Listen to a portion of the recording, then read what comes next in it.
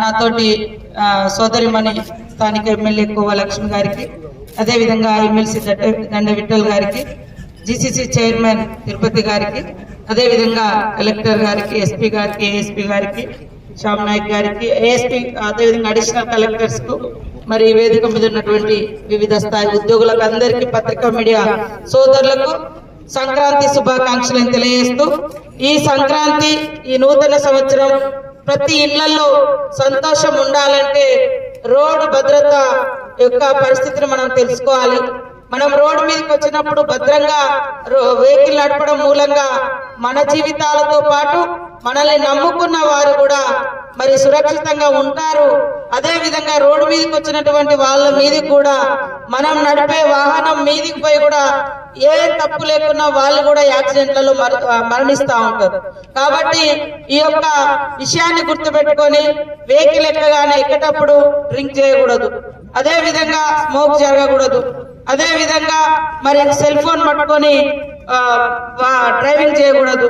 అదే విధంగా ముఖ్యంగా రోడ్డు మీదకి వచ్చినప్పుడు ఒక్కొక్కసారి మన తప్పు లేకున్నా ఎదుటోళ్ళతో గుద్దేటువంటి పరిస్థితి ఉంటది, లేదా సడన్ గా ఏదన్నా వెహికల్ అడ్డం వస్తుంది, సడన్ గా ఏదన్నా జంతువు అడ్డం వస్తుంది, సడన్ బ్రేక్ తోటి ఎగిరిపోయి ఎక్కడో పడి చనిపోతున్నటువంటి పరిస్థితులలో మరి వాటన్నిటి కూడా సురక్షితమైంది హెల్మెట్. కాబట్టి హెల్మెట్ అనేది ప్రతి ఒక్కరు కూడా ధరించాలి. మనం 1000 రూపాయలు ఖర్చు పెడతాం సాయంత్రం డిన్నర్లకో లేకుంటే బీర్లకో బార్లకో, కానీ మన బతుకును సురక్షితంగా ఉంచుకోవడం కోసం మాత్రం ఒక హెల్మెట్ కోసం మనము ఖర్చు పెట్టలేకపోతున్నాం. కాబట్టి దయచేసి ప్రతి ఒక్కరు కూడా రోడ్డు మీదకి బైక్ తో వచ్చిరంటే హెల్మెట్ లేకుండా రాకూడదు. అది మన భద్రత, మనకు అవసరం, మన ప్రాణ రక్షణ.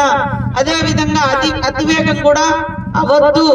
అతివేగం కూడా ఖచ్చితంగా మనం 1 గంట ముందు బయలుదేరినా పర్వాలేదు, కానీ అతివేగం కూడా మన ప్రాణంతో పాటు మనం వేగంగా పోతుంటే మన వెహికల్స్ కు ఇతరుల ప్రాణాలు కూడా బలయ్యేటువంటి పరిస్థితి ఉంటుంది. కాబట్టి ఈ భద్రత మరి జాతీయ రోడ్డు భద్రతా మహోత్సవాల సందర్భంగా సడక్ రక్షణ అభియాన్ యాత్రను ఈ రోజు మనము ప్రారంభించుకోవడం చాలా సంతోషం.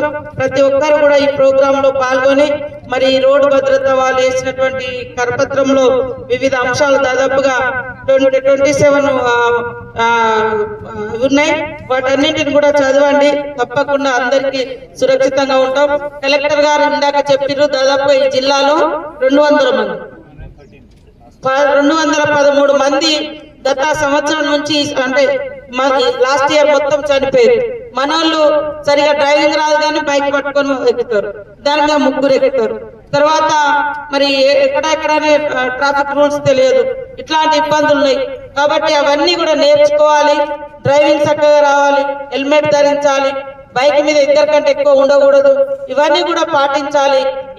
ఈ సంవత్సరంలో ఒక్కరు కూడా మరణించకుండా ఈ రోడ్ల మీద యాక్సిడెంట్లతోటి మనము చర్యలు తీసుకోవాలంటే ఖచ్చితంగా హెల్మెట్ ధరించాలి, ఈ రూల్స్ పాటించాలని కోరుకుంటూ ప్రతి ఒక్కరికి కూడా సంక్రాంతి శుభాకాంక్షలతో